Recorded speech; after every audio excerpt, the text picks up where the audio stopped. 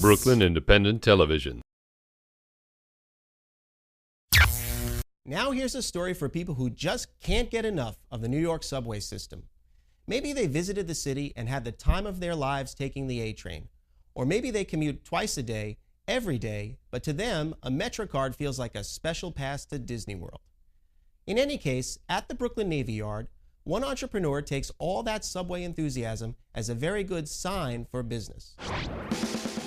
I think this sign is kind of fun because Central Park is a place in New York City, but it's not a stop, and the S doesn't go there and the C doesn't go there. And so this is a fun example of someone wanting to customize a sign in their own way. I have reason to believe that these are initials, and I don't know. Underground Signs is a fabrication company. We're licensed by the MTA to manufacture custom and replica signs in the manner of the New York City subway. There is a West 4th Street station that we talked about that has the ACE and then the orange lines as well. And then there's a few variations that follow that. Anyone can get a replica of an existing station, like Grand Central, or a custom sign, fully custom, that can say anything you like, whether it's your name or the street where you grew up or anything at all. I'm going to make today a large panel sign for 161st Street, Yankee Stadium. I'm using a program called Adobe Illustrator. The process of making the sign is cutting out segments of vinyl. And this, by the way, is all according to MTA design standards. Well, people want to decorate their home and their office in some way, and it's a fantastic and customizable and very personal way to bring some sense of the city that you have into your home. People put them over their couches, they put them alongside their dining room table. I know for a fact that some of these get used as headboards. This is a 46 by 28 inch panel. This is the variety of signs you see at the top of the stairs when you descend down into the subway. And again, this is going to say Yankee Stadium, and it's going to have the B and the D and the 4.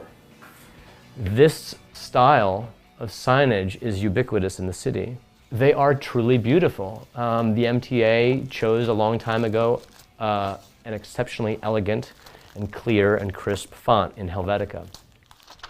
The marriage of the letters and their positioning, the deep black background, people see that and they get it right away.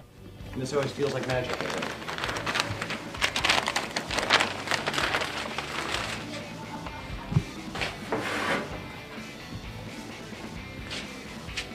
Right, so we're partway there. Promoting myself and getting myself out there has been and continues to be a challenge. The internet is very powerful. I've been very lucky to have some good promotion, and then of course the MTA has been very good to me.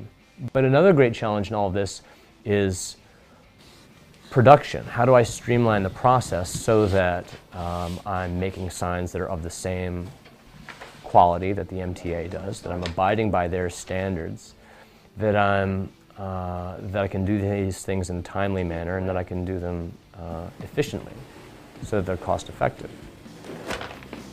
Beautiful.